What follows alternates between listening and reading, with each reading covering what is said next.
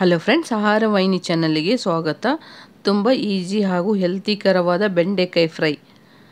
ಇದು ಬೇರೆ ಥರದಲ್ಲಿ ಮಾಡುವುದು ಹೇಗೆ ಅಂತ ನೋಡೋಣ ಬನ್ನಿ. ನೋಡೋದಕ್ಕೆ ಮೊದಲು ಸಬ್ಸ್ಕ್ರೈಬ್ ಆಗದೆ ನೋಡ್ತಾ ಇದ್ದರೆ ಪ್ಲೀಸ್ ಸಬ್ಸ್ಕ್ರೈಬ್ ಮಾಡ್ಕೊಳ್ಳಿ ಫ್ರೆಂಡ್ಸ್.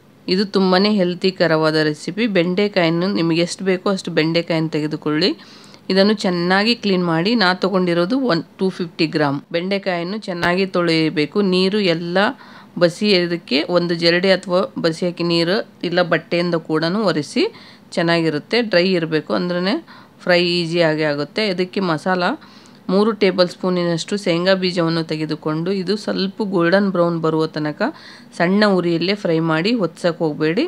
ಆಮೇಲೆ ಇದಕ್ಕೆ 1 ಟೇಬಲ್ ಸ್ಪೂನ್ ಕಡಲೆಬೇಳೆಯನ್ನು ಹಾಕಿ, ಹಸಿ ಕಡಲೆಬೇಳೆ, 1 ಟೇಬಲ್ ಸ್ಪೂನ್ ಉದ್ದಿನ ಬೇಳೆಯನ್ನು ಕೂಡ ಹಾಕಿ ಇದನ್ನು ಕೂಡ ಸ್ವಲ್ಪ ಗೋಲ್ಡನ್ ಬ್ರೌನ್ ಬರಬೇಕು ಆ ಥರದಲ್ಲಿ ಫ್ರೈ ಮಾಡಿ. ಇದಕ್ಕೆ 4 ಮೆಣಸಿನಕಾಯನ್ನು ಹಾಕಿ, ಒಣ ಮೆಣಸಿನಕಾಯಿ ಡ್ರೈ ಚಿಲ್ಲಿ, ಅರ್ಧ ಟೇಬಲ್ ಸ್ಪೂನ್ನಷ್ಟು ಎಳ್ಳು ಹಾಕಿದರೆ ಚೆನ್ನಾಗಿರುತ್ತೆ. ಜೀರಿಗೆ 1/4 ಟೇಬಲ್ ಸ್ಪೂನನ್ನು ಹಾಕಿ ಇದನ್ನು ಕೂಡ ಸ್ವಲ್ಪ ಫ್ರೈ ಮಾಡಿಕೊಳ್ಳಿ. ಖಾರ ನಿಮಗೆ ಎಷ್ಟು ಬೇಕೋ ಅಷ್ಟು ಕೂಡ ಹಾಕಿಕೊಳ್ಳಬಹುದು. ಮೆಣಸಿನಕಾಯನ್ನು ಇದನ್ನು ಸ್ವಲ್ಪ ಕಂದು ಬಣ್ಣ ಬರುವ ತನಕ ಚೆನ್ನಾಗಿ ಫ್ರೈ ಮಾಡಿ. ಹಾಗೆ ಇದನ್ನು ಆರಲು ಬಿಡಿ. ಬಿಸಿ ಆರಿದ ಮೇಲೆ ಮಿಕ್ಸಿ ಜಾರಿಗೆ ಹಾಕಬೇಕು. ಬಿಸಿ ಚೆನ್ನಾಗಿ ಆರಿದ ಮೇಲೆ ಮಿಕ್ಸಿ ಜಾರಿಗೆ ಹಾಕಿಕೊಂಡು ನೋಡಿ ಈ ಥರದಲ್ಲಿ ಮಿಕ್ಸಿ ಜಾರಿಗೆ ಹಾಕಿ ನುಣ್ಣಗೆ ರುಬ್ಬಕ್ಕೆ ಹೋಗಬೇಡಿ, ತರಿಯಾಗಿರ್ಬೇಕು. ಆ ಥರದಲ್ಲಿ ರುಬ್ಬಿ, ಅಂದರೆ ಮಸಾಲ ಬೆಂಡೆಕಾಯಿಗೆ ತುಂಬಾ ಚೆನ್ನಾಗಿರುತ್ತೆ. ಇದನ್ನು ಬೆಂಡೆಕಾಯಿ ತುಂಬಾ ನೈಸಾಗಿ ಕಟ್ ಮಾಡಬೇಡಿ, ಸ್ವಲ್ಪ ದಪ್ಪದಾಗಿ ಕಟ್ ಮಾಡಿ, ಅಂದರೆ ಅದು ಮಸಾಲ ಅಂಟುಕೊಂಡು ಚೆನ್ನಾಗಿ ಬರುತ್ತೆ. ಚಿಕ್ಕದು ಬೇಕಂದ್ರೂ ಕೂಡ ಮಾಡ್ಕೋಬೋದು, ಅದು ದಪ್ಪ ಇದ್ದರೆ ಸ್ವಲ್ಪ ಚೆನ್ನಾಗಿರುತ್ತೆ.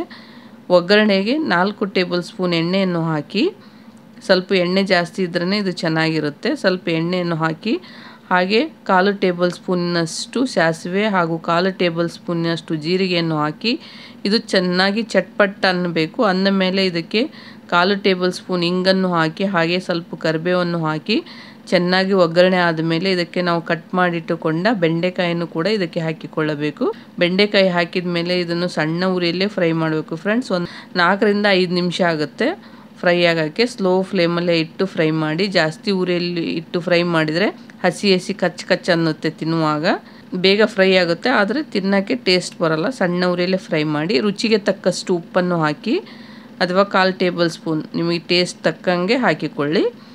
ನೋಡಿ ಇದು ಸ್ವಲ್ಪ ಗೋಲ್ಡನ್ ಬ್ರೌನ್ ಬರಬೇಕು. ಚೆನ್ನಾಗಿ ಗೋಲ್ಡನ್ ಬ್ರೌನ್ ಬಂದಮೇಲೆ ಇದಕ್ಕೆ ನಾವು ರುಬ್ಬಿಟ್ಟುಕೊಂಡ ಮಸಾಲ ಎಲ್ಲವನ್ನು ಹಾಕಿ, ಈ ಮಸಾಲ ಎಲ್ಲ ಹಾಕಿ ಇದನ್ನು ಚೆನ್ನಾಗಿ ಮಿಕ್ಸ್ ಮಾಡಿ. ಒಂದೇ 1 ನಿಮಿಷ ಸಾಕು, ಚೆನ್ನಾಗಿ ಫ್ರೈ ಆಗುತ್ತೆ.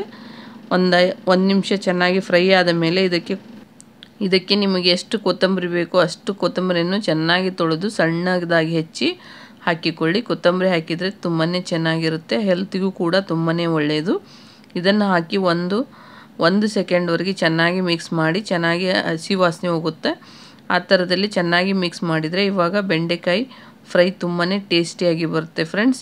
ಇದು ಬೆಂಡೆಕಾಯಲ್ಲಿ ತುಂಬಾ ಬೆನಿಫಿಟ್ಸ್ ಇದೆ ಫ್ರೆಂಡ್ಸ್. ಜೀರ್ಣಕ್ರಿಯೆಗೂ ಚೆನ್ನಾಗಿರುತ್ತೆ, ಆರೋಗ್ಯಕ್ಕೆ ತುಂಬಾ ಒಳ್ಳೆಯದು. ಇದಕ್ಕೆ ಸ್ವಲ್ಪ ಕರಿಬೇವಿನ ಸೊಪ್ಪನ್ನು ಕೂಡ ಹಾಕಿ, ಆಲ್ರೆಡಿ ಹಾಕಿರ್ತೀವಿ, ಇನ್ನೊಂದು ಸ್ವಲ್ಪ ಹಸಿ ಕರಿಬೇವು ಹಾಕಿದರೆ ಸ್ಮೆಲ್ಲು ಚೆನ್ನಾಗಿರುತ್ತೆ. ಈ ಥರದಲ್ಲಿ ಹಾಕಿ ಚೆನ್ನಾಗಿ ಮಿಕ್ಸ್ ಮಾಡಿ ಫ್ರೆಂಡ್ಸ್. ಈ ಬೆಂಡೆಕಾಯಿ ಹೃದಯಕ್ಕೂ ತುಂಬಾ ಒಳ್ಳೆಯದು, ಶುಗರ್ಗಿದು ಮಧುಮೇಹಕ್ಕೂ ತುಂಬಾ ಒಳ್ಳೆಯದು ಫ್ರೆಂಡ್ಸ್. ಕಣ್ಣು ಕೂಡ ಚೆನ್ನಾಗಿರುತ್ತೆ ಹಾಗೂ ಚರ್ಮಕ್ಕೂ ತುಂಬಾ ಒಳ್ಳೆಯದು. ಈ ಬೆಂಡೆಕಾಯಲ್ಲಿ ರೋಗ ನಿರೋಧಕ ಶಕ್ತಿ ಇರುತ್ತೆ ಫ್ರೆಂಡ್ಸ್. ವಾರದಲ್ಲಿ 1-2-3 ಸರಿ ಮಾಡ್ಕೊಂಡು ತಿನ್ನಿ, ಚೆನ್ನಾಗಿರುತ್ತೆ.